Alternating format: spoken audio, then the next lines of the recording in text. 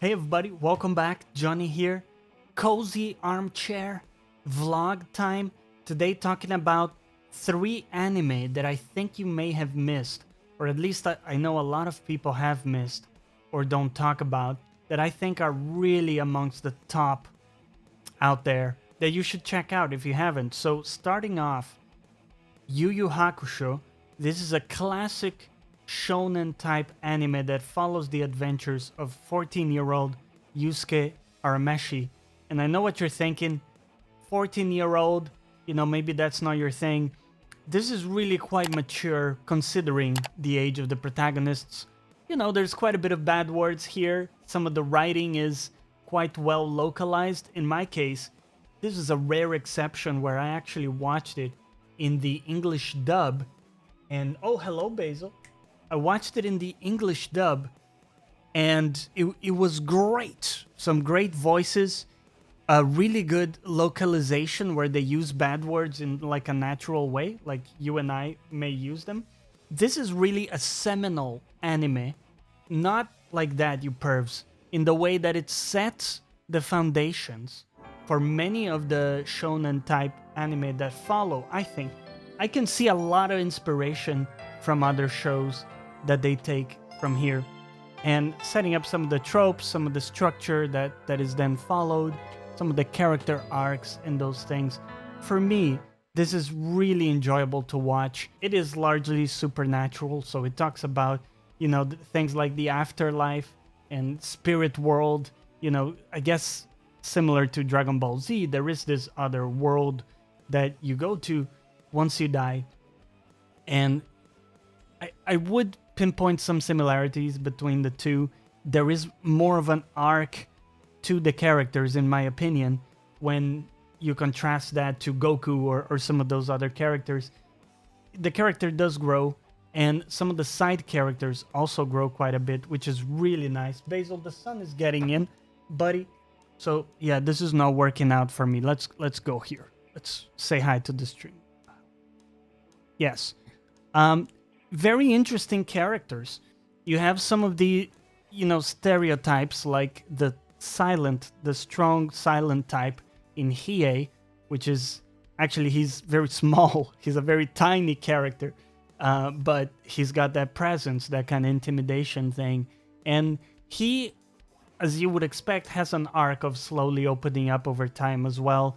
And the main character has the type of arc where he starts just not caring about anything, being the kind of guy that's just out there for himself, and has a bit of a, not redemption arc, but, an evolution to him where he does start to care about others in unsuspecting ways for him.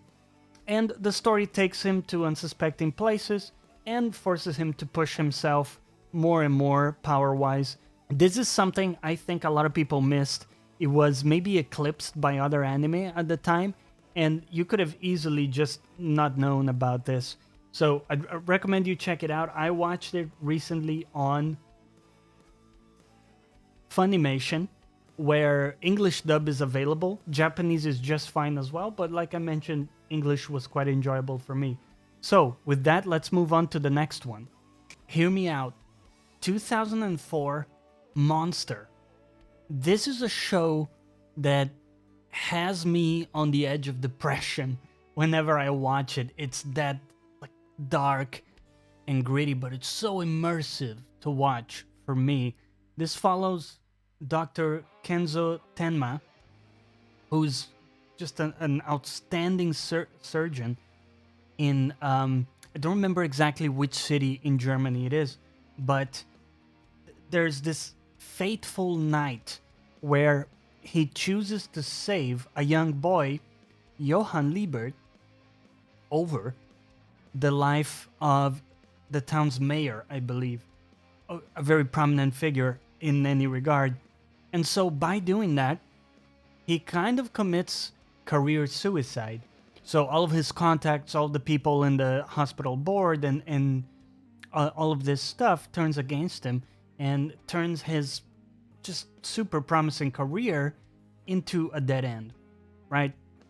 So it starts, that's kind of the starting point, but that's just the tip, as they say, right? there is a series of murders that start to take place, and somehow that becomes linked to these events that I just described. And the whole thing becomes this sort of murder mystery in which Tenma himself gets involved, takes it upon himself to figure out who's behind these murders. The whole thing kind of takes him to really unsuspecting places. The story is amazing. At some points, you're unsure. Is it like a supernatural thing? What's going on here?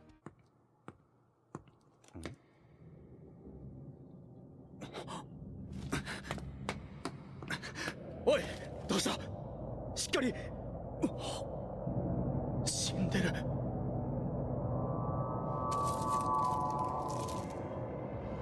Candy?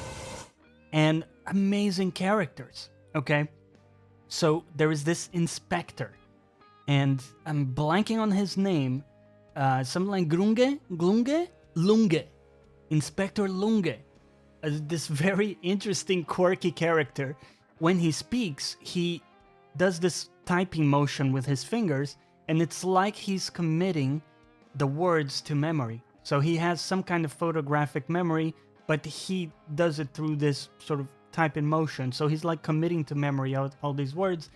He's really like socially inept, but so competent at, keeping information, piecing stuff together. He is in charge of piecing together, who's behind these murders or what's going on with these murders.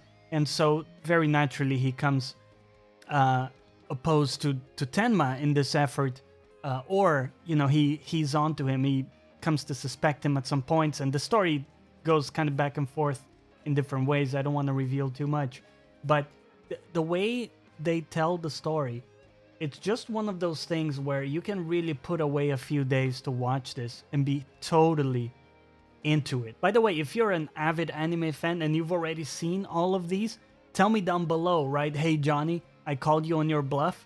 You said I probably hadn't seen these animes. I've seen them all. Let's go to number 3.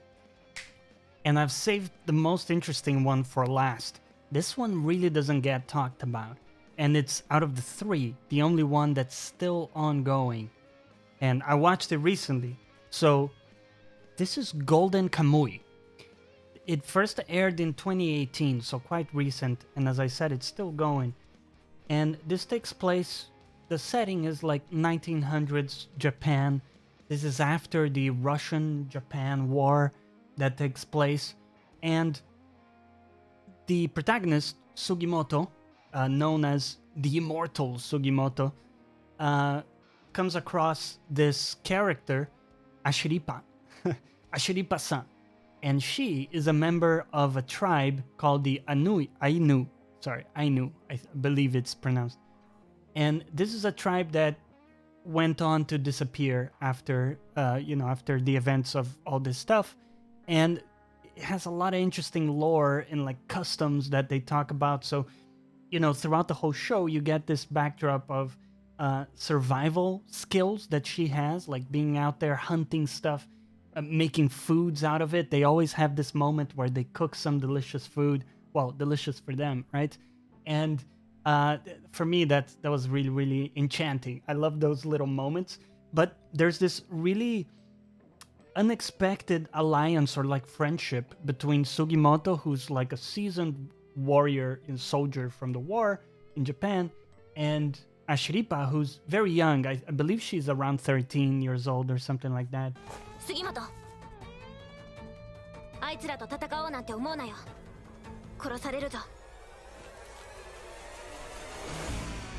俺は不死身の杉本だ。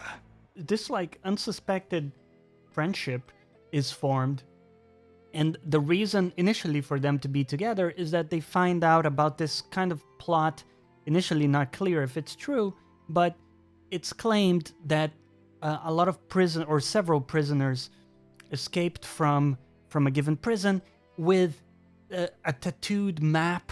So they have tattoos on their bodies, and the tattoos are effectively a map to a massive treasure.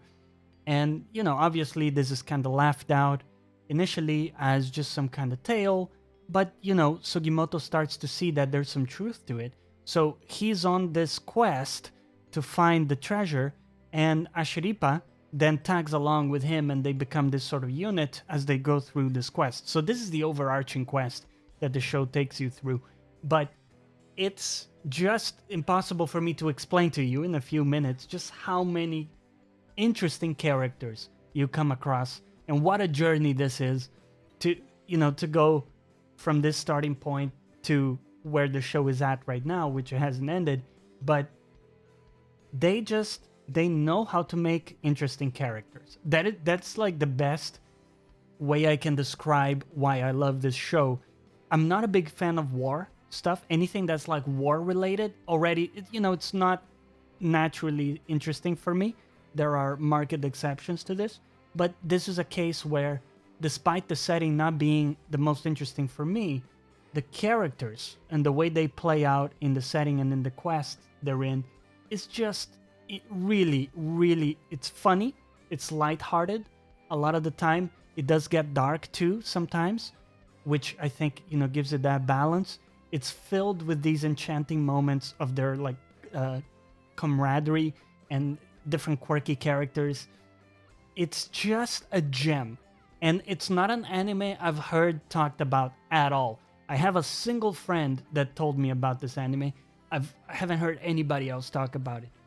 Obviously, you may be in circles where, this is widely known as a good anime, but if you haven't checked out Golden Kamuy, I'd highly recommend you go give it a shot, because I think this might surprise you. And I'm not like trying to now clickbait you here, but this one might actually surprise you, okay? So I hope you enjoyed my selection of 3 animes that you possibly have missed. And if you have or haven't, tell me down below, what are some of your favorite anime shows out there? I've lost my train of thought, but I hope you enjoyed the video. And hey, thanks for watching. We'll see you next time.